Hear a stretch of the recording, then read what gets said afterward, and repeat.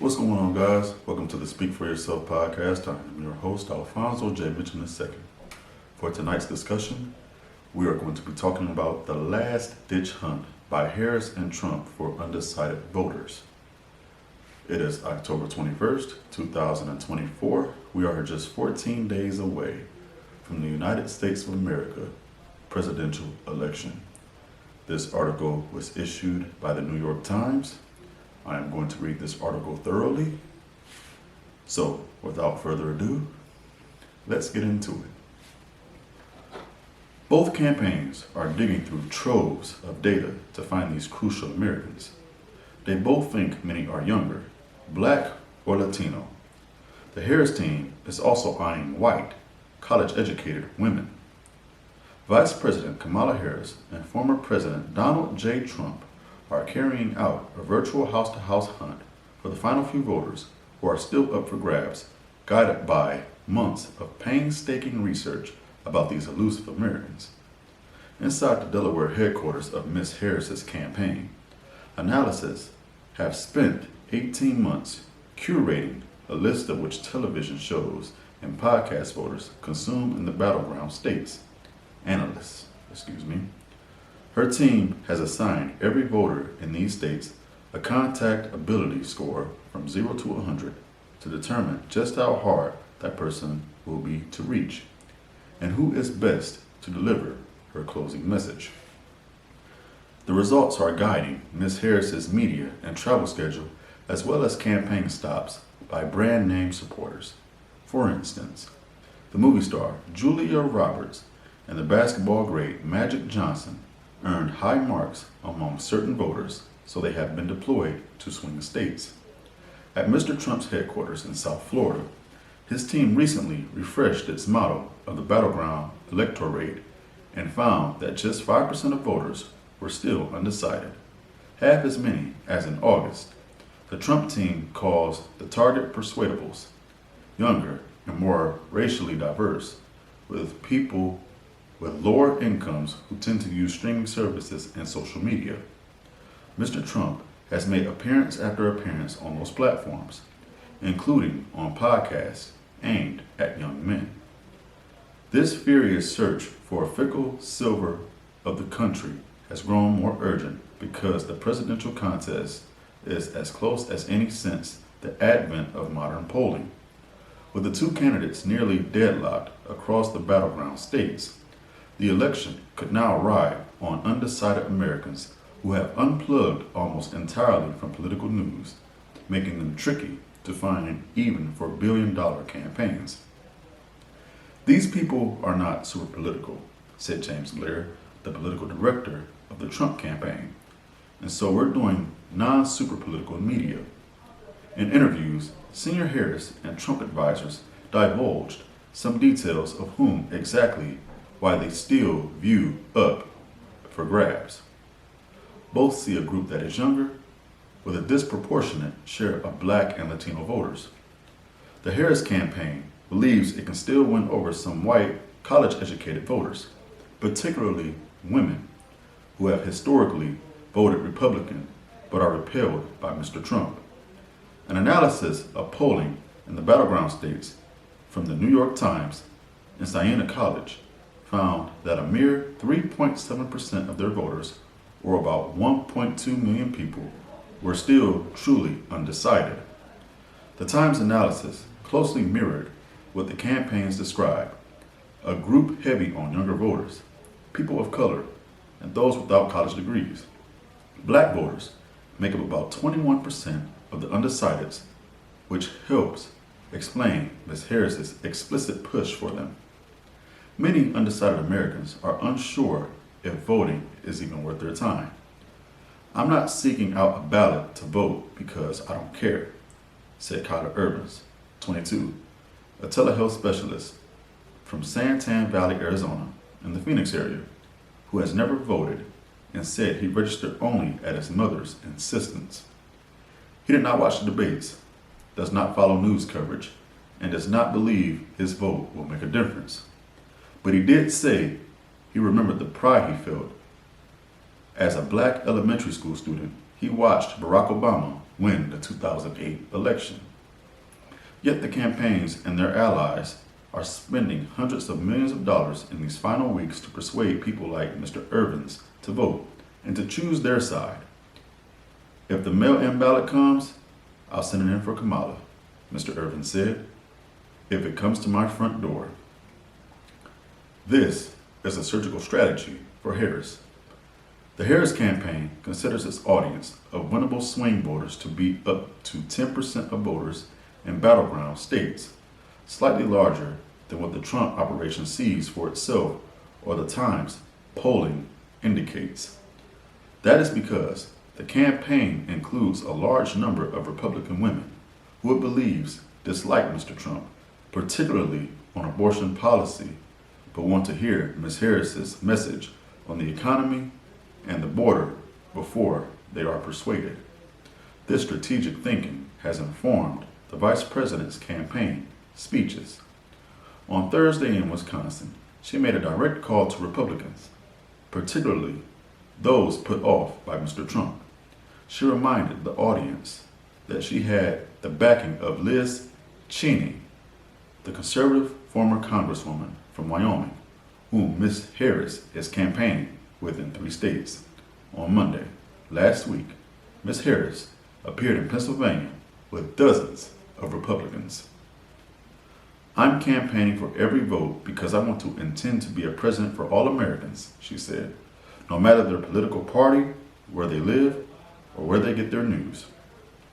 Ms. Harris's recent interview on Fox News came during her most aggressive media tour as the Democratic nominee, just as early voting was beginning in many states.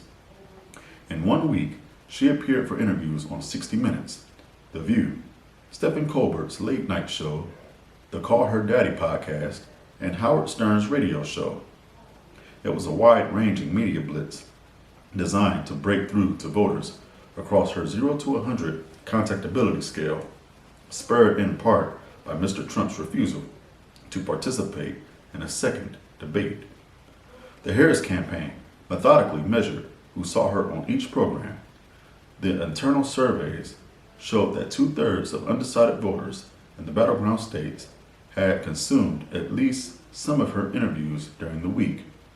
But in a sign of the fragmented media environment and underscoring the challenge, no single program reached more than 1 in 3 of those undecided voters. They are very hard to reach. They are not watching traditional news platforms or other programming with large mainstream audiences, said Meg Schwentz, the chief analytics officer for the Harris campaign. To talk to them, we have to take a layered approach. We have to be on TV, non-traditional platforms, door knocking, billboards, digital ads, mail, everything really.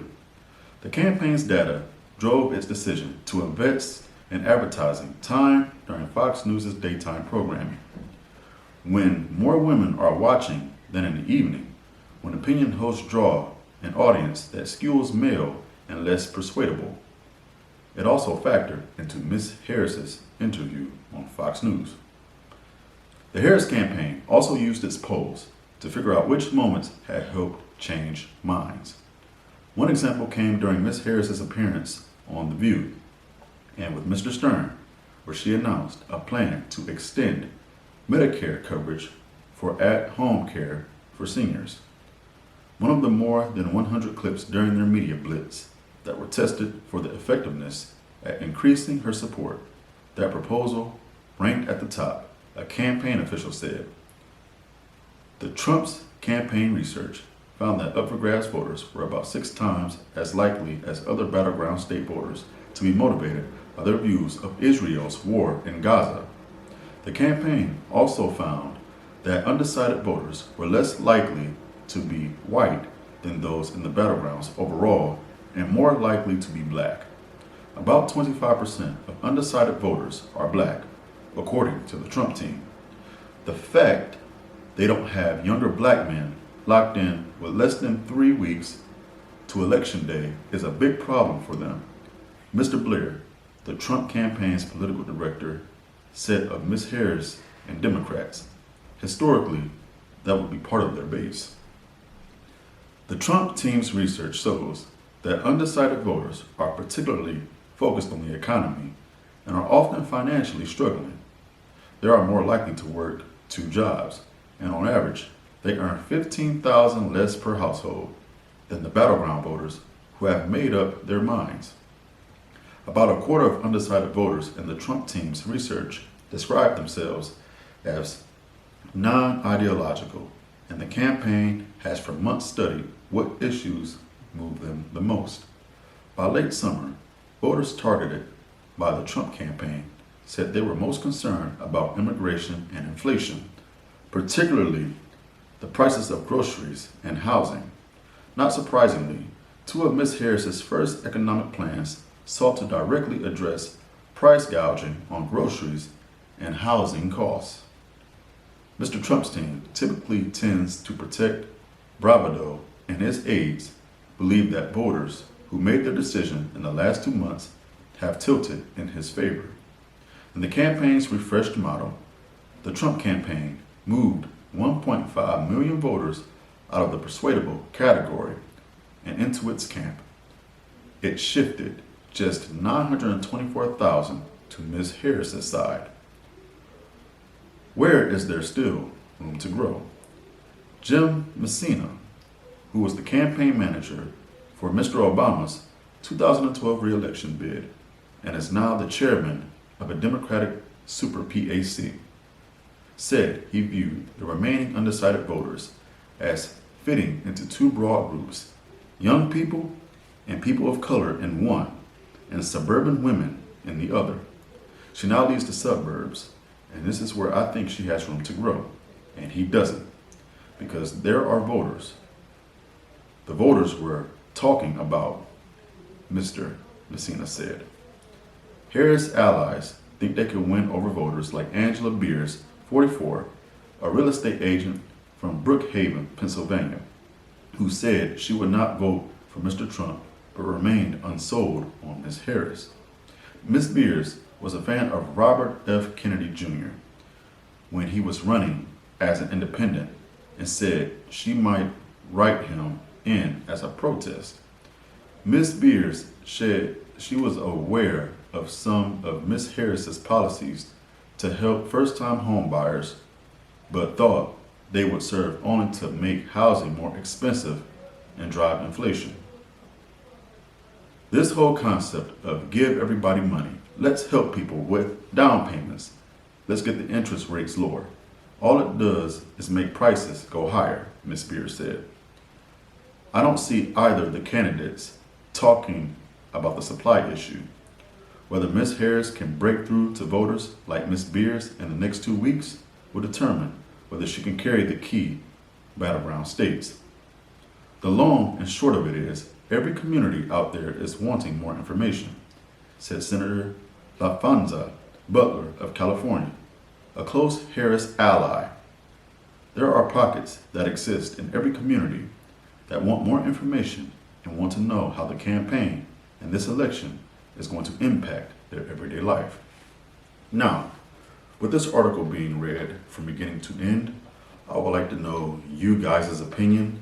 This election is very important for the Democratic Party in particular, in my personal opinion. So for those of you out there that are in the political world, that take interest in the political world, what are you guys' opinions? Comment below, and I will also integrate the link to this article in the description so that you can take a look at it for yourself. I appreciate you for tuning in to the Speak For Yourself podcast. I am Alfonso J. Mitchell II, your host, and I will see you next time. Good night.